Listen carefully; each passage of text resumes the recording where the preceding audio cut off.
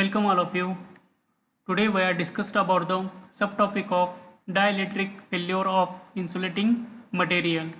Myself, Mr. Baswade Yogesh, lecturer from Electrical Department, SIT Polytechnic, Yedrao.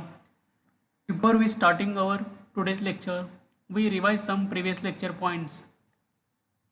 In which first, factors affecting the selection of insulating material.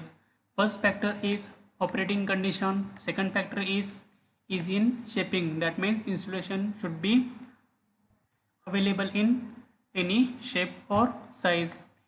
Next is availability of material, and last is cost, which plays an important role for selection of insulating material.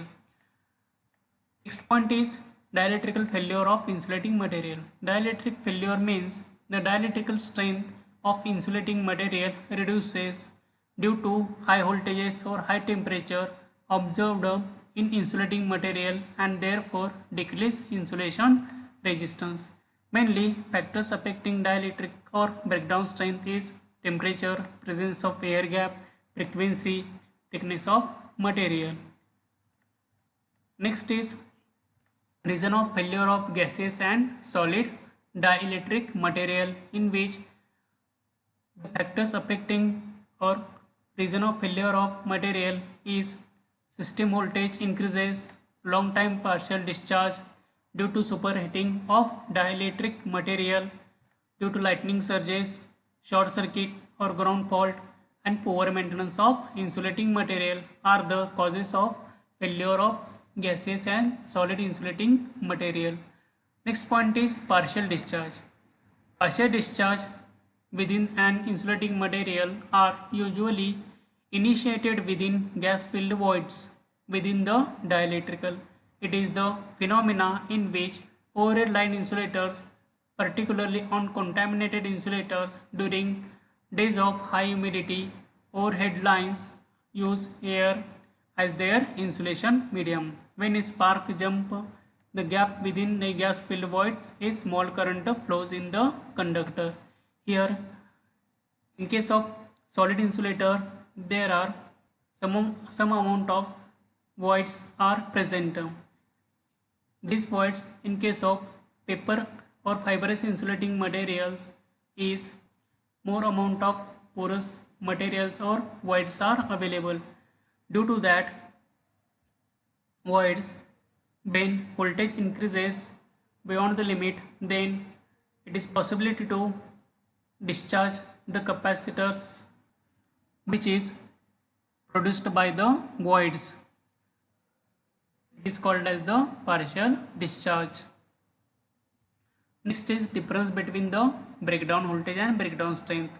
Breakdown strength is the total potential difference up to which the substance can withstand electrical field, and breakdown voltage means it is the voltage for a substance or dielectric is the minimum voltage or potential difference between two ends of substance required to cause an electrical breakdown.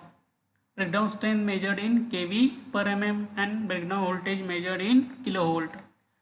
Next is the examples of breakdown strength calculation of experimental setup of dielectrical strength. Next is factors affecting on the breakdown voltage. First, thickness of material, temperature, moisture content, time of application of voltage, chemical composition, shape of waveform and stiffness of wave in front of applied voltage, as well as in case of solid insulating material, after breakdown of solid materials, then solid insulating materials will be useless after breakdown, but in case of liquid, partially we can reuse liquid insulating material, and gaseous insulating material we will obtain them as it is. That means some amount of gas will be lost in the atmosphere or some amount of gas will be contaminated, and other 90 to 95% gas which is available for reuse. But in case of solid, it is not usable or useless. Next is dielectric breakdown of gases. Any gas is a good insulator. Air is an ideal gas, contain only neutral molecules which do not conduct electrical current. Because of various external influences like ultraviolet radiation of sun, a small quantity of ions and electrons provides the gas definite conductivity are always present. The process of liberating an electron from a gas molecule with simulation of production of positive ions is called as the ionization. Due to the ionization process or method in which high energy electrons interact with the atoms or molecules in solid or gas phases to produce ions. An ion is an atom or molecule that has a net electrical charge. Comparison between primary and secondary ionization. Primary ionization due to the collision of free electrons with neutral gas molecules, which gives rise to a new electrons and positive ions. In case of secondary ionization, in this process, the one which secondary electrons are produced which sustain a discharge after it is established due to the primary ionization. Next is factors affecting the breakdown strength of gaseous dielectric material, in which first is electrode configuration, second is gap spacing, third is moisture and humidity, fourth is pressure, that means gas pressure, fifth is effect of atmospheric condition. These are the point plane electrode and sphere electrode which are used for finding the breakdown strength of insulating material. Next is, these are the points which are effects on the gaseous insulating materials failure. First is electrode configuration, gap spacing, moisture and humidity. Next is pressure of gas. Next is effect of atmospheric condition. Failure of gaseous dielectrical or breakdown of gaseous dielectric material is depends on following factor: frequency of applied voltage, distance between the electrodes, depends of shape and size of electrodes, depends of uniformity of applied electrical field. That means when we applied voltage, then it produces electrical field around the insulating material.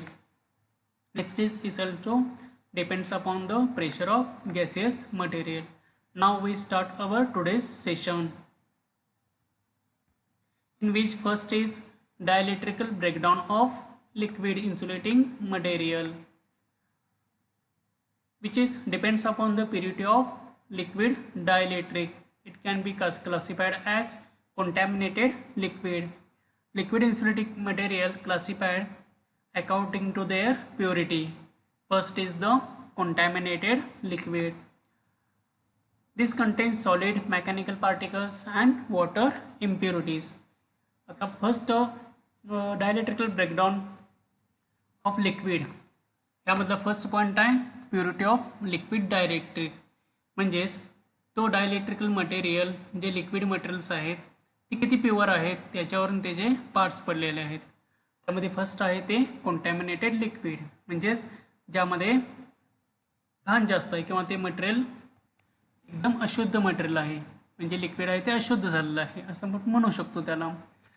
Solid mechanical particles म्हणजे dust अडल्स असतील किंवा काहीतरी mechanical particles असतील लहान small किंवा water content असतील त्यामध्ये, तर त्याला काय म्हणतो आपण contaminated liquid insulating material.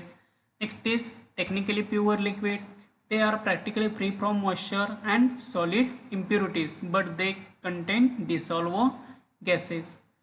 Technical प्युअरमध्ये काय असतं ते मॉइश्चर फ्री असतात, म्हणजे त्यामध्ये कोणत्याही टाईपचं मॉइश्चर कंटेंट नसतात किंवा सॉलिड इम्प्युरिटीज, कोणत्याही प्रकारची सॉलिड इम्प्युरिटीज जे डस्ट पार्टिकल, लहान लहान मातीचे कण वगैरे अशा टाईपचे जे पार्टिकल्स असतात ते त्यामध्ये मिक्स नसतात. ते काय केलेलं असतं फिल्टर केलेलं असतं. हे oil technically pure oil moisture free असतं आणि इम्प्युरिटीज फ्री असतं, पण त्यामध्ये डिसॉल्व्ह गॅसेस असतात, म्हणजे जे गॅसेस टेक्निकली प्युअर नसतात. म्हणजेच या गॅसेसमध्ये अनवॉन्टेड गॅसेस त्या लिक्विडमध्ये मिक्स असतात की ज्यामुळे ते त्या लिक्विड इन्सुलेटिंग मटेरियलची प्रॉपर्टी कमी करू शकतात. त्याला आपण काय म्हणतो, डिझॉल्व्ह गॅसेस. म्हणजेच हायड्रोजन असतील, हायड्रोजन नायट्रोजनसारखे गॅसेस, डिझॉल्व्ह गॅसेस त्यामध्ये प्रेझेंट असतात. Third is highly purified liquid. These are truly degassed. They do not contain moisture, solid impurities and dissolve gases. त्यामध्ये काय एकदम हायली प्युरिफाईड लिक्विड मटेरियल असतं की ज्यामध्ये कोणत्याही टाईपचे अनवॉन्टेड गॅसेस प्रेझेंट नसतं. They do not content also moisture, कोणत्या टाईपचं मॉइश्चर नसतं. पुन्हा त्यामध्ये कोणत्या टाईपची घाण नसते. प्लस त्यामध्ये डिझॉल्व्ह गॅसेस म्हणजे अनवॉन्टेड गॅसेस त्यामध्ये प्रेझेंट नसतात. डिझॉल्वचं मिनिंग येते विरघळणे, म्हणजे आपल्याला गॅसेस अनवॉन्टेड गॅसेस आहेत ते त्यामध्ये प्रेझेंट नसतात, विरघळलेले नसतात त्या ठिकाणी. Next is factors affecting breakdown strength of liquid dielectric material, in which first is dissolved gases, distance between electrodes, dust and dirt particles, moisture and water particles, impurities, temperature, shape of electrode, viscosity of liquid, electrode material. These are the factors which are affecting on the breakdown strength of liquid dielectric material. First is dissolved gases. As dissolved gases in liquid increases, the breakdown voltage decreases. Where required breakdown voltage at very high level. When breakdown voltage increases, then breakdown strength also increases, so that these insulating materials or which insulating materials possess higher breakdown voltage or higher breakdown strength, these insulating materials have withstand higher voltage or higher lightning surges condition. So these materials, these types of materials we are used as a insulating material. But some insulating materials possess less breakdown strength, so that these material we are used for low voltage application.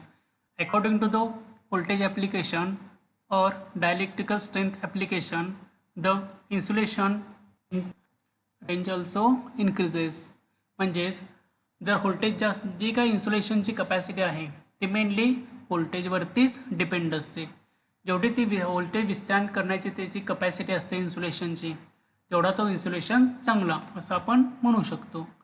म्हणजे ज्या काय आपण insulation select करणार आहे ते mainly कशावर select करणार आहे, व्होल्टेजवरती. व्होल्टेज सगळ्यात इम्पॉर्टंट फॅक्टर आहे इन्सुलेशन सिलेक्शनच्या बाबतीतला. जर ब्रेकडाऊन व्होल्टेज किंवा ब्रेकडाऊन स्ट्रेंथ त्याची चांगली असेल तरच ते हायर व्होल्टेजला विस्टँड होऊ शकतं इन्सुलेशन. तसेच त्याप्रमाणे करंट, जेवढा करंट जास्त त्याप्रमाणे आपण कंडक्टरचा थिकनेस इन्क्रीज करतो. कंडक्टरचा थिकनेस जेवढा जास्त असतो, जाडी जेवढी जास्त असणार, डायमीटर जेवढा जास्त असणार आहे, तेवढंच काय होतं, त्याची करंट कॅरिंग कपॅसिटी चांगली असते. त्याच टाईपमध्ये जेवढं ब्रेकडाऊन व्होल्टेज त्याचं जास्त असतं तेवढेच काय होणार आहे, तो हायर व्होल्टेजला विस्टँड करण्याची कपॅसिटी त्याची इन्क्रीज होणार आहे. Next is distance between electrode. As distance between electrodes increases, breakdown voltage is increases.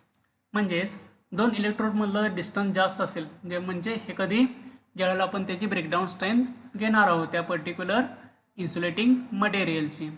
Okay, त्यावेळेला काय करणार आहे, जर त्या इलेक्ट्रोडमधला दोन इलेक्ट्रोड जे आपण मगाशी बघितलेले होते, एकदा इमेज बघूया आपण. ह्या पिक्चरमध्ये दाखवले experimental setup of breakdown strength calculation और finding the breakdown strength of insulating materials. हा जो गॅप डिस्टन्स आहे ह्या इलेक्ट्रोडचा आणि ह्या इलेक्ट्रोडचा, हा जेवढा जास्त असेल तेवढी ब्रेकडाऊन स्ट्रेंथ जास्त असणार आहे. ते कशावर डिपेंड असणार आहे, ते मॅन्युफॅक्चररवरती डिपेंड असणार आहे किंवा कस्टमरवरती डिपेंड असणार आहे. त्याला किती रेंजला स्ट्रेंथ, इथं आपण ब्रेकडाऊन स्ट्रेंथ आहे ती कशी घेतो, KB पर MM मध्ये. मग MM म्हणजेच काय, या दोघांमधला डिस्टन्स, दोन इलेक्ट्रोडमधला डिस्टन्स असणार आहे. एकाला 4 MM साठी डिस्टन्ससाठी हे ब्रेकडाऊन स्ट्रेंथ कॅल्क्युलेशन करायची असते, कोणाला 2.5 MM साठी ब्रेकडाऊन स्ट्रेंथ कॅल्क्युलेशन करायसाठी असते. त्या मेनली मॅन्युफॅक्चरर प्लस कस्टमरवरती डिपेंड असणार आहे की त्याला किती MMचा त्या ठिकाणी गॅप रिक्वायर्ड आहे. जेवढा गॅप जास्त तेवढी ब्रेकडाऊन स्ट्रेंथ जास्त असणार आहे. गॅप कमी ब्रेकडाऊन स्ट्रेंथ कमी, गॅप जास्त, ब्रेकडाऊन स्ट्रेंथ जास्त असणार आहे. Next is dust and dirt particles. As dust and dirt particles increases in liquid dielectric, breakdown voltage decreases. म्हणजे त्यामध्ये डस्ट किंवा डर्ट म्हणजे अशा टाईपची घाण नसेल, माती वगैरे त्या लिक्विडमध्ये आली असेल कुठून तरी, तर काय होणार आहे, त्यामधली कॉन्टॅमिनेशन इन्क्रीज होऊन त्याची डायलेक्ट्रिकल स्ट्रेंथ कमी होणार आहे. That means the purity of liquid is depends upon the dust and dirt particles present in the dielectrical liquid insulating material. When its contamination is less, then dielectrical strength will be increases. When contamination is more, then dielectrical strength will be decreases. Next point is moisture and water particles. This greatly decrease the breakdown voltage if moisture in liquid decreases. If moisture in liquid dielectric increases by 0.01%, then the breakdown voltage reduces from 50 kV to 10 kV. म्हणजेच water किंवा moisture particles. आता हे water particles, water माहिती आहे आपल्याला की जो काय इलेक्ट्रिकल कंडक्टिव्हिटी त्यामध्ये प्रेझेंट असते. ओके, म्हणजे ज्यावेळी वॉटर पार्टिकल्स हे लिक्विड इन्सुलेटिंग मटेरियलमध्ये मिक्स होऊन जातात, त्यावेळेला त्याची कंडक्टिव्हिटी इन्क्रीज करून त्याची रेझिस्टिव्हिटी कमी होते, म्हणजे इन्सुलेशन प्रॉपर्टी कमी होऊन जाते. ओके, म्हणजे त्याचा वॉटर पार्टिकल मिक्स झाल्यानंतर ते जे लिक्विड असेल त्याचे प्युअर लिक्विड राहत नाही. त्याची जी त्याची जी ब्रेकडाऊन स्ट्रेंथ असेल ती काय होणार आहे, किंवा ब्रेकडाऊन व्होल्टेज सपोज 50 kV असेल तर ते 10 kV पर्यंत डिक्रीज होऊ शकते. की ज्यावेळेला ते मॉइश्चर कंटेंट 0.01% जरी ॲड झालं तरीसुद्धा हा चेंज त्यामध्ये होऊ शकतो. त्यामुळं नेहमी लिक्विड काही पर्टिक्युलर ड्युरेशन नंतर, म्हणजे सपोज 6 महिन्याने वगैरे ते ट्रान्सफॉर्मर ऑइल असेल तर ते आपल्याला प्युरिफाय करून घ्यावे लागते. अदरवाईज त्याची डायलेक्ट्रिकल स्ट्रेंथ कमी होऊ शकते ट्रान्सफॉर्मर ऑइलची किंवा अदर लिक्विड इन्सुलेटिंग मटेरियलची. Next is impurity. जर लिक्विड डायलेक्ट्रिकल मटेरियलमध्ये किंवा ते मटेरियल जर अशुद्ध असेल, इम्प्युरिटी म्हणजे काय, अशुद्धता, त्यामध्ये अशुद्ध असेल भरपूर, तर त्यामधलं डायलेक्ट्रिकल स्ट्रेंथ किंवा डायलेक्ट्रिकल ब्रेकडाऊन व्होल्टेज कमी होऊ शकते. Next is the temperature. Temperature of liquid increases और decreases, then liquid insulating material get expand and contract, so that liquid density will be changed and changes the dielectrical strength of liquid insulating material. म्हणजे एखादं insulating material असेल, काही dielectric लॉसेसमुळे किंवा हिटिंगमुळं, suppose ते जर liquid insulating material heating increase झालं तर काय होणार आहे, त्याचं जे लिक्विड इन्सुलेटिंग मटेरियल काय होणार, एक्सपांड होऊ शकतं किंवा कॉन्ट्रॅक्ट होऊ शकतं. तुम्हाला माहिती आहे कोणत्याही ऑइलला जर आपण टेम्परेचर अप्लाय केलं तर काय होणार, ते एक्सपांड होणार आहे. ते जर कूल करत गेलो तर काय होणार आहे, ते कॉन्ट्रॅक्ट होणार आहे, म्हणजे आकुंचन पावणार आहे ऑइल. त्यामुळे काय होते, त्याची डेन्सिटी कमी किंवा जास्त होऊ शकते. डेन्सिटी कमी किंवा जास्त झाली तर त्याचा थिकनेससुद्धा कमी किंवा जास्त होऊ शकतो, की त्यामुळे त्याची ब्रेकडाऊन स्ट्रेंथ किंवा ब्रेकडाऊन व्होल्टेज किंवा डायलेक्ट्रिकल स्ट्रेंथ कमी होऊ शकते त्या लिक्विड इन्सुलेटिंग मटेरियलची. Next is shape of electrode. For uniform field point plane electrode configuration और non-uniform field point plane electrode configuration, the breakdown voltage is less, while for uniform field configuration, sphere electrode configuration, the breakdown voltage is more for same gap spacing. म्हणजे ज्यावेळेला आपण point plane electrode use करणार आहे की त्यावेळेला त्या ठिकाणी non uniform magnetic field electrical field तयार होणार आहे, त्यावेळेला त्याची ब्रेकडाऊन व्होल्टेज कमी होऊ शकते किंवा ब्रेकडाऊन स्ट्रेंथ त्याची कमी असू शकेल. ओके, पण ज्यावेळेला आपण स्पेअर इलेक्ट्रोड यूज करतो, ओके, त्यावेळेला आपण त्या ठिकाणी युनिफॉर्म मॅग्नेटिक इलेक्ट्रिकल फील्ड तयार होणार आहे. त्या युनिफॉर्म इलेक्ट्रिक फील्डमुळं ब्रेकडाऊन व्होल्टेज जास्त येऊ शकतं त्या ठिकाणी. त्यामुळे शेप ऑफ इलेक्ट्रोड सगळ्यात महत्त्वाचं आहे. वरती आपण बघितलेलं डायग्राम आपण, आता या दोन इमेज बघा, या ते पॉइंट प्लेन इलेक्ट्रोड आणि स्पेअर इलेक्ट्रोड आहे. हा पॉइंट प्लेन इलेक्ट्रोड आहे तो नॉन युनिफॉर्म इलेक्ट्रिकल फील्डसाठी आपण यूज करतो. या ठिकाणी ब्रेकडाऊन व्होल्टेज ब्रेकडाऊन स्ट्रेंथ कमी येऊ शकते. आणि स्पेअर इलेक्ट्रोडमध्ये काय होतं, युनिफॉर्म इलेक्ट्रिकल फील्ड तयार होतं. त्यामुळे या ठिकाणी ब्रेकडाऊन स्ट्रेंथ जास्त येऊ शकते. Next is the viscosity of liquid. Viscosity म्हणजेच काय, चिकटपणा त्याचा, म्हणजे त्याचा फ्लो कसा आहे, एकदम जास्त फ्लो आहे का कमी फ्लो आहे. तुम्ही एखादं जास्त चिकट मटेरियल घेतलं तर त्याचा फ्लो कमी असतो. जर कमी चिकट मटेरियल असेल म्हणजे ज्याची विस्कॉसिटी कमी आहे असं मटेरियल असेल तर त्याचा फ्लो जास्त असतो. त्यामुळं विस्कॉसिटीवरती सुद्धा लिक्विड इन्सुलेटिंग मटेरियलची इलेक्ट्रिकल स्ट्रेंथ डिपेंड असणार आहे. The density of liquid insulating material will be changed. आणि इलेक्ट्रोड मटेरियल असेल म्हणजे आपण मगाशी 2 इलेक्ट्रोड बघितले, स्पेअर आणि पॉईंट प्लेन इलेक्ट्रोड. आता यामध्ये काय होतं, तुम्ही मटेरियल कोणतं यूज केलं आहे, ब्रॉन्झ मटेरियल आहे, कॉपर मटेरियल आहे, अशावरती सुद्धा त्याची ब्रेकडाऊन स्ट्रेंथ डिपेंड असणार आहे. Next is the dielectric breakdown of solid insulating material. Solid dielectric material are used in all kind of electrical circuit and devices to insulate current carrying part from each other and from the earth when they operate at different voltages. जे insulating material किंवा डायलेक्ट्रिकल material असेल, mainly insulating material, डायलेक्ट्रिकल material आपण mainly कपॅसिटरमध्ये use करतो as ए डायलेक्ट्रिकल म्हणून, आणि insulating material असतात ते आपण मेनली इन्सुलेशन म्हणून यूज करतो. ते इन्सुलेशन कशापासून, 2 करंट कॅरिंग पार्टमध्ये insulation plus current carrying part plus अर्थमध्ये ह्यामध्ये insulation, okay, plus human body आणि कंडक्टिंग पार्ट ह्यामध्ये ॲज ए इन्सुलेशन म्हणून. या 3 कारणांसाठी आपण काय करतो, इन्सुलेशनचा यूज करतो. फर्स्ट काय, 2 करंट कॅरिंग पार्टमध्ये इन्सुलेशन, करंट कॅरिंग पार्ट आणि अर्थमध्ये insulation, plus last is the current carrying part and human body in between insulation.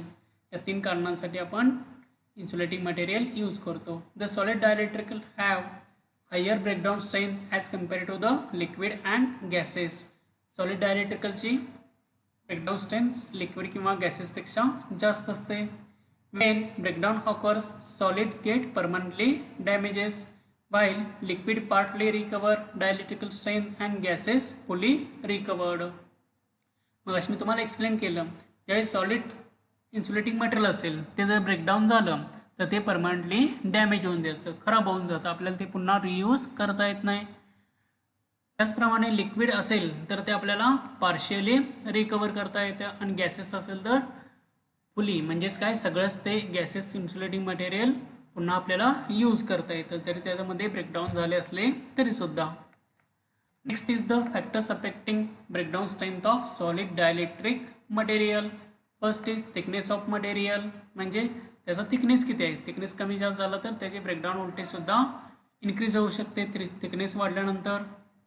Area and volume of solid dielectric, म्हणजे त्याचा जर एरिया इन्क्रीज झाला किंवा व्हॉल्यूम इन्क्रीज असेल, जास्त असेल व्हॉल्यूम, तर ब्रेकडाऊन स्ट्रेंथ जास्त असते. Next is shape of electrode point plane आहे का स्पेअर आहे त्याच्यावरची डिपेंड असणार आहे. Time of application of voltage, म्हणजे त्या इन्सुलेटिंग मटेरियल आपण किती वेळासाठी यूज करणार आहोत, म्हणजे त्या इक्विपमेंटला सपोज आपण दिवसभरासाठी 24 तासांसाठी यूज करणार आहोत का फक्त 1 तासासाठी यूज करणार आहे, नाही त्यावेळेसाठी आपण त्याला व्होल्टेज अप्लाय करणार आहोत. मग त्या व्होल्टेजला ते विस्टर्न किती वेळापर्यंत करू शकते. टाईम ड्युरेशन ऑफ टेस्ट, म्हणजेच ज्यावेळी ते इन्सुलेशन ब्रेकडाऊन स्ट्रेंथ घेतली जाते त्याचं टायमिंग किती तुम्ही अप्लाय करणार आहे त्याला. इलेक्ट्रोड सरफेस कंडिशन, म्हणजे पॉईंट प्लेन किंवा spare electrode. Next is method of placing of electrode. आता इलेक्ट्रोड कोणत्या साईडला तुम्ही प्लेस केला, असे आपण 2 बाउल बघितले, तुम्ही अप अँड डाऊन प्लेस केला आहे, व्हर्टिकल प्लेस केला आहे का हॉरिझॉन्टल प्लेस केला आहे, त्यावरती सुद्धा डिपेंड असणार आहे breakdown strength.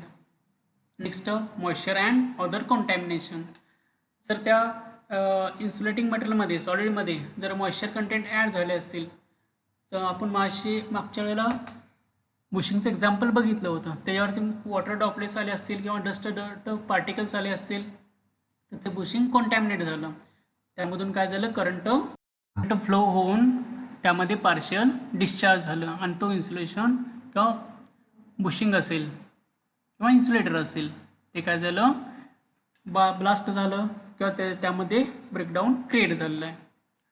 Next is chemical composition of electrode.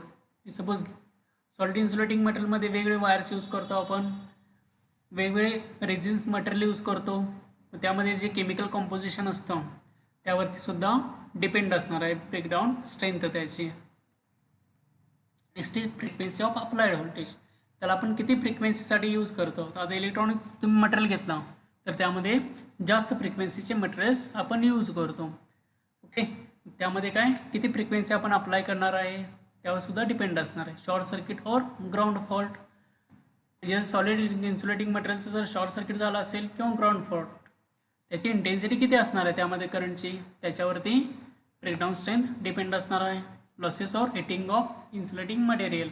आता इन्सुलेटिंग मटेरियलमध्ये डायलेक्ट्रिक लॉस होतो, त्याचं हिटिंग होऊ शकतो करंट इन्क्रीज झाला तर, अशावर सुद्धा डिपेंड असणार आहे. Poor maintenance. आता मेंटेनन्स कशा करतो, सपोज आता मोटर असेल, मोटरच्या वाइंडिंगमध्ये आपण काय करतो पर्टिक्युलर ड्युरेशननंतर त्याला वॉर्निशिंग करतो, किंवा ट्रान्सफॉर्मर ऑइल असेल तर त्याला काय करतो आपण मेंटेनन्स करत असतो, म्हणजे प्रत्येक पर्टिक्युलर ड्युरेशननंतर त्याला आपण प्युरिफिकेशन त्याचं करत असतो. किंवा आता सपोज इन्सुलेटर बुशिंग घेतला तुम्ही, म्हणजे ट्रान्समिशन लाईनचे इन्सुलेटर घेतला तर त्यावरती सुद्धा डस्ट वगैरे साठले असते, वॉटर ड्रॉपलेट्स असतात, मॉइश्चर असते, ते सुद्धा स्वच्छ करायला पाहिजे असतं, नाहीतर पार्शियल डिस्चार्ज होऊन इन्सुलेटर खराब होऊ शकतो. त्यानंतर पोरस मटेरियल. आता जे काय आतमध्ये पोरस असेल किंवा त्यामध्ये वॉइड्स असतील, लहान लहान छिद्र असतील. आता तुम्ही पेपर इन्सुलेटिंग मटेरियल बघितला किंवा जे फायबरस इन्सुलेटिंग मटेरियल्स असतील, म्हणजे वूड असेल, पेपर असेल, प्रेसबोर्ड असतील, असे मटेरियल्स त्यामध्ये वॉइड्स असतात, लहान लहान छिद्र असतात. जर ते वॉइड्स जास्त असतील तर सुद्धा ब्रेकडाऊन स्ट्रेंथवरती इफेक्ट होऊ शकतो. Next is lightning stroke. म्हणजे जर आकाशामधली वीज जर पडली त्या पर्टिक्युलर ट्रान्समिशन लाईनवरती किंवा त्या पर्टिक्युलर इक्विपमेंटवरती ते सुद्धा त्याची ब्रेकडाऊन स्ट्रेंथ कमी होऊ शकते किंवा तो ब्लास्टसुद्धा होऊ शकतो. Next is the classification of breakdown mechanism in solids. Intrinsic breakdown. It is electronic in nature. It depends on the presence of electrons capable of migrating through the lattices. जर एखाद्या insulating मटेरियलमधून इलेक्ट्रॉनची मूवमेंट सारखी होत असेल, म्हणजे जर थोडं जर हिटिंग प्रोव्हाइड झालं किंवा हाय व्होल्टेज प्रोव्हाइड झालं तर त्यातले इलेक्ट्रॉनची मूवमेंट जर लगेच होत असेल तर काय होणार आहे, त्यामध्ये ब्रेकडाऊन होऊ शकतं. त्याला काय म्हणतो आपण इंट्रिन्सिक ब्रेकडाऊन. हे कशामुळे मेनली होणार आहे तर त्यातल्या इलेक्ट्रॉनच्या मुवमेंटमुळे होणार आहे. Next is the thermal breakdown. It occurs Wien the local heat generated by the losses exceeds that but can be dissipated by the dielectric. म्हणजे आता थर्मल ब्रेकडाऊन कसं होणार आहे, त्यामध्ये हीट प्रोड्यूस होणार. हीट कशामुळे प्रोड्यूस होणार, एकतर त्याला हाय व्होल्टेज अप्लाय केलं तर त्यातल्या इलेक्ट्रॉनच्या मुवमेंटमुळे हीट प्रोड्यूस होऊ शकते, किंवा त्या इन्सुलेटिंग मटेरियलमध्ये डायइलेक्ट्रिक लॉस झाला असेल तर त्यामुळे सुद्धा हीट त्यामध्ये जनरेट होऊ शकते. अशा हीटमुळे काय होतं, ते इन्सुलेशनची ब्रेकडाऊन स्ट्रेंथ कमी होऊ शकते. Next is discharge breakdown. आपण पार्शियल डिस्चार्ज बघितले, त्यामध्ये काय लहान पोरस मटेरियल असेल, फायबरस इन्सुलेटिंग मटेरियल्स बघितलेले आपण, किंवा त्यामध्ये वॉइड्स असतील, लहान लहान छिद्र असतील, तर त्यामुळे सुद्धा त्या ठिकाणी पार्शियल डिस्चार्ज होऊन इन्सुलेटिंग मटेरियल खराब होऊ शकतं, ब्रेकडाऊन होऊ शकतं त्या ठिकाणी. Next is electromechanical breakdown. It cumulative in nature and gradually builds up to breakdown. आता ह्यामध्ये काय होतं, क्युम्युलेटिव्ह प्रोसेस आहे. क्युम्युलेटिव्ह म्हणजेच काय, कंटिन्युअस प्रोसेस म्हणू शकतो आपण त्याला. म्हणजे आपण एखादं इन्सुलेशन मटेरियल यूज करायला लागले तर काही नक्की वेळानंतर काय होतं, त्याच्यावर इलेक्ट्रिकल स्ट्रेसेस यायला चालू होतात ते इन्सुलेटिंग मटेरियलवरती.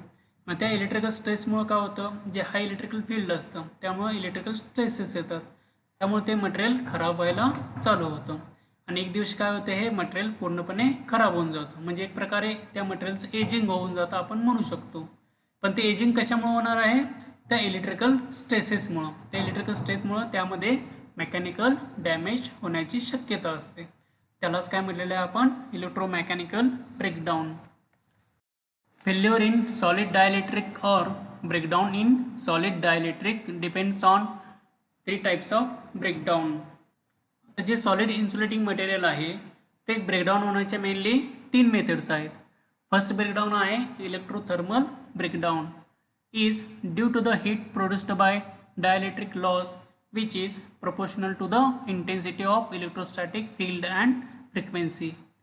आता इलेक्ट्रिकोथर्मल म्हणजे काय असतं, जो डायलेक्ट्रिकल लॉस होतो, ठीक आहे. डायलेक्ट्रिकल लॉस कशामुळे होणार आहे, इलेक्ट्रोस्टॅटिक फील्ड अँड फ्रिक्वेन्सी. आपण हाय फ्रिक्वेन्सी अप्लाय केली असेल किंवा हाय व्होल्टेज दिल्यानंतर त्यामध्ये एक इलेक्ट्रिकल फील्ड तयार होतं. इलेक्ट्रिकल फील्डमध्ये मॅग्नेटिक फील्डमध्ये जसं मॅग्नेटिक फ्लक्स असतात तसं इलेक्ट्रिकल फील्डमध्ये इलेक्ट्रिकल फ्लक्स असतात. मग त्या इलेक्ट्रिकल फील्डचं जे काही इंटेन्सिटी असेल ती इन्क्रीज झालं म्हणजे प्रमाण इन्क्रीज झालं तर काय होतं, त्यामध्ये हीट प्रोड्यूस होतो, एक डायलेक्ट्रिकल लॉस होतो आणि त्या डायलेक्ट्रिकल लॉसमुळं हीट प्रोड्यूस होणार आहे. त्याच प्रोसेसला काय म्हणलं आपण, इलेक्ट्रोथर्मल ब्रेकडाऊन. हा झाला फर्स्ट टाईप. ओके. सेकंड टाईपमध्ये काय, purely electrical breakdown due to the collision ionization by electrons when the free electrons in the crystals are accelerated by the strong electrical field, then kinetic energy increases and collision occurs. आता यामध्ये पण electrical फील्डचा जास्त सहभाग आहे. मग यामध्ये काय होतं, ज्यावेळेला आपण हाय व्होल्टेज किंवा हाय फ्रिक्वेन्सी अप्लाय करेन त्यावेळेला काय होणार, त्या ठिकाणी कोलिजन आयोनायझेशन होऊ शकतं इलेक्ट्रॉनिक प्रोसेसमुळं. When the free electrons in the crystals are accelerated by the strong electrical field. म्हणजे सपोज आपण हाय व्होल्टेज अप्लाय केलं असेल किंवा हाय करंट त्या पर्टिक्युलर कंडक्टरमधून फ्लो होत असेल तर त्यावेळेला काय होतं, त्या ठिकाणी स्ट्रॉंग इलेक्ट्रिकल फील्ड तयार होतं. मग ते स्ट्रॉंग इलेक्ट्रिकल फील्ड काय करणार आहे, जे काही इलेक्ट्रॉन्स असतील त्या पर्टिक्युलर इन्सुलेशनमध्ये त्या इलेक्ट्रॉन्सना एक कायनेटिक एनर्जी प्रोव्हाइड करणार आहे. ओके. इलेक्ट्रिकल फील्ड काय करणार आहे, त्या इलेक्ट्रॉन्सना कायनेटिक एनर्जी प्रोव्हाइड करणार. मग त्याची कायनेटिक एनर्जी इन्क्रीज झाली म्हणजे इलेक्ट्रॉन्सचा स्पीड वाढला की स्पीड वाढल्यानंतर काय करणार आहे, ते दुसऱ्या इलेक्ट्रॉन्सवर जाऊन आदळणार आहेत म्हणजे कोलाईड होणार आहेत. मग अशा प्रकारची प्रोसेस जर सस्टेन राहिली तशीच म्हणजे इलेक्ट्रॉन्सचं कोलिजन एकमेकांमध्ये, तर अशा पोझिशनमुळे काय होऊ शकतं, इलेक्ट्रिकल ब्रेकडाऊन होऊ शकतं. त्याला काय म्हटलं आपण, प्युअरली इलेक्ट्रिकल ब्रेकडाऊन. आणि ते कशामुळे झालेलं आहे, स्ट्रॉंग इलेक्ट्रिकल फील्ड तयार झाल्यामुळं. ओके. त्या स्ट्रॉंग इलेक्ट्रिकल फील्ड तयार झाल्यामुळे इलेक्ट्रॉन्सचं कोलिजन होऊन त्या ठिकाणी ब्रेकडाऊन होऊ शकतं. Last is the electrochemical breakdown usually occurs at very high temperature and high humidity of the surrounding air. आता इलेक्ट्रोकेमिकल ब्रेकडाऊनमध्ये काय होतं, त्या ठिकाणी हाय टेम्परेचर प्रोड्यूस होतो किंवा हाय ह्युमिडिटी कंडिशन असेल, जी काही सराउंडिंगची एअर असेल किंवा ॲटमॉस्फेरिक कंडिशन असेल, त्या ॲटमॉस्फेरिक कंडिशनमधलं मॉइश्चर कंटेंट किंवा ह्युमिडिटी वाढले असेल, त्यातलं टेम्परेचर वाढलं असेल तर त्यातलं जे काही केमिकल कंपोजिशन असेल ते हाय टेम्परेचरमुळं ब्रेक होऊ शकते इन्सुलेशन. सपोज आपण PVC इन्सुलेशन असेल, जर ते आपण आउटडोअर ॲप्लिकेशनसाठी यूज केलं, PVC म्हणजे तुमच्या घरामधली जी वायर असते त्या वायरवरती PVC इन्सुलेशन असतं. ते प्लास्टिक इन्सुलेशन बघतो आपण ते PVCचं असतं, पॉलिव्हिनली क्लोराईडचं इन्सुलेशन. मग ती वायर जर आपण उन्हामध्ये यूज केली तर काय होणार आहे, हाय टेम्परेचर किंवा हाय ह्युमिडिटीमुळे ते हीट इन्क्रीज होऊन त्यातलं जे वरचं इन्सुलेशन रेझिन असेल ते खराब होऊन जातं. ओके. त्या सनलाईटमुळं, टेम्परेचरमुळं किंवा ह्युमिडिटीमुळं किंवा ॲटमॉस्फेरिक कंडिशन चेंज झाल्यामुळं. त्याला काय म्हणतो आपण, इलेक्ट्रोकेमिकल ब्रेकडाऊन म्हणतो. त्यातली केमिकल प्रॉपर्टी त्या ह्युमिडिटी आणि टेम्परेचरमुळं चेंज होते. Next is the reasons for failure of gaseous and solid dielectric material used in electrical engineering application. If the system voltage increases more than the breakdown voltage for some interval, then there are chances of dielectric failure. म्हणजे आपण एखादं rated voltage द्यायचं असेल, suppose 230 volt द्यायला लागले एखाद्या लॅम्पला voltage, जर suddenly voltage increase झालं म्हणजे व्होल्टेज काय झालं, 300 व्होल्टपासून ते 350 व्होल्ट किंवा 400 व्होल्टपर्यंत व्होल्टेज गेलं तर त्यावेळेला काय होणार, करंट वाढणार. करंट वाढल्यामुळं व्होल्टेज पण वाढणार आहे. त्या ठिकाणी करंटमुळे सुद्धा हीट प्रोड्यूस होणार आणि हाय व्होल्टेजमुळे सुद्धा त्यामध्ये डायलेक्ट्रिक लॉस होऊन हीट प्रोड्यूस होणार आणि त्यामुळे त्या ठिकाणी त्या पर्टिक्युलर ड्युरेशनमध्ये जर व्होल्टेज इन्क्रीज झालं तर डायलेक्ट्रिकल फेल्युअर होऊ शकतं. Long time partial discharge in solid insulator will create dielectric create dielectric failure. म्हणजेच लॉंग टाईम पार्शियल डिस्चार्ज आपण बघितले. जर पार्शियल डिस्चार्ज हे सॉलिड इन्सुलेटरमध्ये कंटिन्युअस किंवा खूप वेळासाठी राहिलं तर त्यामध्ये डायलेक्ट्रिक फेल्युअर होऊ शकतं. Next, due to super heating of dielectric material that is due to the heavy load और overload temperature increases and dielectrical failure occurs. म्हणजे आपण सुपर हिटिंग झालं, कशामुळे झालं सुपर हिटिंग, तर त्यामध्ये आपण हेवी लोड दिला म्हणजे ओव्हरलोड दिला असेल त्या पर्टिक्युलर इक्विपमेंटवरती. ओव्हरलोड दिला की करंट जास्त फ्लो होणार आहे, ओव्हरलोड होणार आहे. ते करंट जास्त फ्लो झाला की H=I²RT ह्या प्रोपोर्शनमध्ये त्यामध्ये हीट प्रोड्यूस होणार आणि ते हीट जर इन्क्रीज झाली तर सुपर हिटिंग होऊन ते इन्सुलेशन किंवा डायलेक्ट्रिक मटेरियल फेल्युअर होऊ शकते. Due to lightning surges there may be possibility of dielectric failure. Suppose आकाशामधली वीज पडली, ट्रान्समिशन लाईन असेल, बुशिंग असेल, त्याच्यावरती लाइटनिंग सर्जेस झाले, लाइटनिंग पडले असेल, वीज पडले असेल तर त्या ठिकाणी डायलेक्ट्रिक फेल्युअर होऊ शकतं. ड्यू टू शॉर्ट सर्किट और ground fault there may be possibility of dielectric failure. त्या ठिकाणी शॉर्ट सर्किट किंवा ग्राउंड फॉल्ट झाला तर त्या ठिकाणी हाय करंट फ्लो होतो. त्या हाय करंटमुळे काय होतं, H=I²RT ह्या प्रोपोर्शनमध्ये त्यामध्ये हीट प्रोड्यूस होते आणि त्या हीटमुळं डायलेक्ट्रिक फेल्युअर किंवा इन्सुलेटिंग ब्रेकडाऊन होऊ शकतं. Due to poor maintenance of insulating material there may be possibility of dielectric failure. मग अशा आपण पॉईंट बघितलेला आहे. जर आपण बुशिंगचं एक एक्झाम्पल बघितलेलं किंवा एखादी केबल असेल तर त्या केबलवरती जे इन्सुलेशन असतं त्याचं प्रॉपर मेंटेनन्स केला नाही आपण तर ते केबल खराब होऊ शकते. म्हणजे त्या ठिकाणी ॲसिड वगैरे फ्युम्स वगैरे असतील किंवा त्यातलं गॅसेस कुलिंगच्या प्रॉपर्टीज असतील, म्हणजे गॅसमधून आपण कुलिंग करू शकतो किंवा लिक्विड इन्सुलेटिंग मटेरियलमधून कुलिंग करू शकतो केबल. तर त्या प्रॉपर्टी राहिल्या नाहीत त्या ठिकाणी, व्यवस्थित झालं नाही कुलिंग तरीसुद्धा ते खराब होऊ शकतं. त्यासाठी मेंटेनन्स रिक्वायर्ड आहे. नेक्स्ट, आता इथे एक एक्झाम्पल दिले, the reason of failure of porcelain insulator. Porcelain insulating मटेरियलचे कशामुळे फेल्युअर होतं त्याचे काही पॉईंट्स दिले, त्याबद्दल आपण डिस्कशन करूया. First is manufacturing defect. जर त्याच्यामध्ये मॅन्युफॅक्चरिंग डिफेक्टच असला काहीतरी टेस्टेड करताना वगैरे तर त्या ठिकाणी ते इन्सुलेटिंग मटेरियल फेल होऊ शकतं. Next is uneven expansion and contraction. Insulator is manufactured by using combination of material, porcelain, glass, cement and also attachment steel is used. Coefficient of expansion and contraction of each material is different, so there is possibility of cracking of insulator, so it may fail. त्यामध्ये काय होतं, आता इथं insulator घेतला, expansion किंवा contraction म्हणजे त्यामध्ये जे मटेरियल्स यूज केलेले आहेत ते काय होतं, ॲटमॉस्फेरिक कंडिशन किंवा टेम्परेचर इन्क्रीज वगैरे झालं तर त्यामध्ये एक्सपान्शन आणि कॉन्ट्रॅक्शन होतं.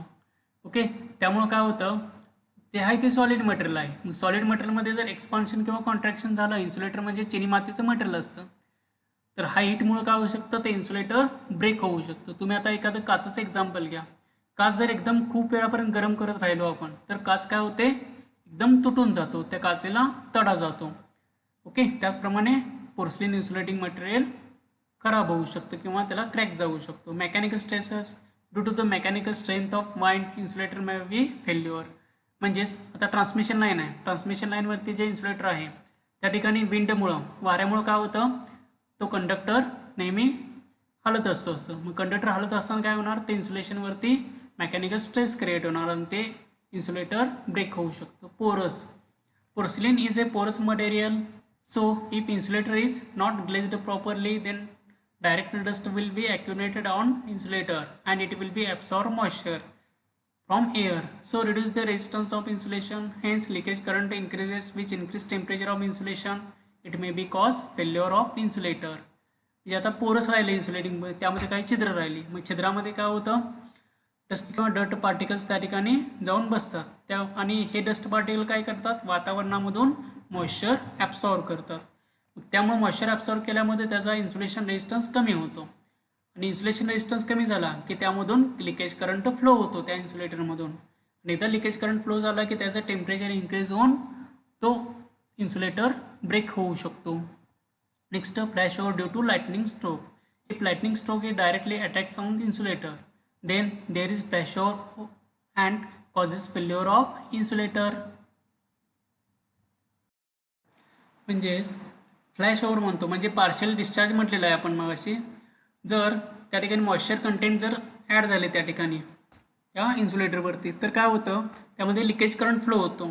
अशा लिकेज करंटचं प्रमाण इन्क्रीज झालं मॉइश्चर कंटेंटमुळे किंवा रेनी सीझनमध्ये किंवा हिवाळ्यामध्ये, तर त्यामध्ये एक पार्शियल डिस्चार्ज होऊन फ्लॅश ओव्हर होऊ शकतो. त्या फ्लॅश ओव्हरमुळे काय होतं, त्या ठिकाणी इन्सुलेशन ब्रेकडाऊन होऊ शकतं किंवा लाईटनिंग स्ट्रोकमुळे जरी फ्लॅश ओव्हर झालं तरी सुद्धा ते इन्सुलेटर ब्रेकडाऊन होऊ शकतं. Flash over due to large bird और सिमिलर ऑब्जेक्ट.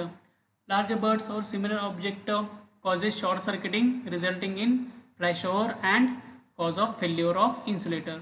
जर सपोज त्या इन्सुलेटरवरती ट्रान्समिशन लाईन इन्सुलेटर असतात, चिनी मातीचे असे गोल गोल डिस्क असतात. त्या डिस्कवरती सपोज एक पक्षी बसला आणि त्याचा एक पंख कंडक्टरला आणि एक पंख जर त्या स्ट्रक्चरला लागला असेल, तर काय होणार आहे, त्या दोघांमध्ये शॉर्ट सर्किट होणार. शॉर्ट सर्किट झाल्यामुळे ते इन्सुलेटरसुद्धा खराब होऊ शकतं. किंवा दुसरं एखादा ऑब्जेक्ट असेल, एक कंडक्टरला लागला आणि दुसरा आहे तो त्या बुशिंगच्या खालच्या बेसला स्ट्रक्चरला लागला असेल, त्या ठिकाणी फ्लॅश ओव्हर होऊन त्या इन्सुलेशन खराब होऊ शकतं. Flash over caused due to the dust deposition. आता डस्ट डिपोजिशन मग असे बघितलं आपण त्या पोरस पॉईंटमध्ये, 4 नंबर पॉईंटमध्ये बघितलं. त्या डस्टमुळं काय होतं, मॉइश्चर ॲब्सॉर्ब होतं आणि मॉइश्चर ॲब्सॉर्प्शनमुळं त्या ठिकाणी फ्लॅश ओव्हर होऊ शकतं. Transmission line running over near dusty area, for example coal mine, large stone crusher, cement factory, dust will deposited on the insulator which reduce the clearance between the two conductors. So there is possibility of flashover and causes failure of insulation. अशा डस्टमुळे काय होऊ शकतं, त्यातला clearance असेल म्हणजे त्यातलं जे distance असेल तो कमी होऊन म्हणजे ते बुशिंग आहे उभं. ओके, त्या ठिकाणी इन्सुलेटर दाखवला आहे. या इन्सुलेटरवरती डस्ट पार्टिकल्स तयार झाले तर काय होणार आहे, या ठिकाणी या डस्टमुळं मॉइश्चर ॲब्सॉर्ब करणार. मॉइश्चर ॲब्सॉर्ब केल्यामुळे त्या ठिकाणी लिकेज करंट फ्लो होणार आणि ज्यावेळेला हा लिकेज करंट इन्क्रीज होईल त्यावेळेला अशा टाईपमध्ये फ्लॅश ओव्हर होऊन ते इन्सुलेटर ब्रेकडाऊन होऊ शकतं. किंवा हा जो कंडक्टर आहे, या ठिकाणी एखादा पक्षी बसला तर पक्षीचा एक पंख कंडक्टरला असेल आणि दुसरा पंख या स्ट्रक्चरला असेल, तर त्या ठिकाणी फ्लॅश ओव्हर होऊन ते इन्सुलेटर खराब होऊ शकतं. Wrong selection. If 11 kV insulator used for 22 kV, then it causes failure of insulation. म्हणजे 11 kV चे इन्सुलेशन असेल ते आपण 22 kV ला यूज केलं असेल तर त्या ठिकाणी फ्लॅश ओव्हर होऊ शकतं किंवा इन्सुलेटर फेल्युअर होऊ शकतं. Rough handling during transportation, construction, line work etcetera causes of failure of insulator. म्हणजे आपण त्याला व्यवस्थित हँडलिंग केलं नाही ट्रान्सपोर्टेशनला, कन्स्ट्रक्शनच्या वेळेला हातामधून आपल्या पडलं असेल किंवा वरताना आदळापड झाला असेल तर ते खराब होऊन ब्रेक होऊ शकतं insulator. Ageing effect. Due to continuous use of insulator for a long period its dielectrical strength reduces, so it may be fail of insulator. जर त्याचं लाईफ संपत आलं असेल, आपण लॉंग पिरियडमध्ये ते यूज केलं असेल भरपूर वेळेसाठी, तर त्याची लाईफ कमी होऊन सुद्धा ते इन्सुलेटर फेल्युअर होऊ शकतं. Thank you. Today's session is over.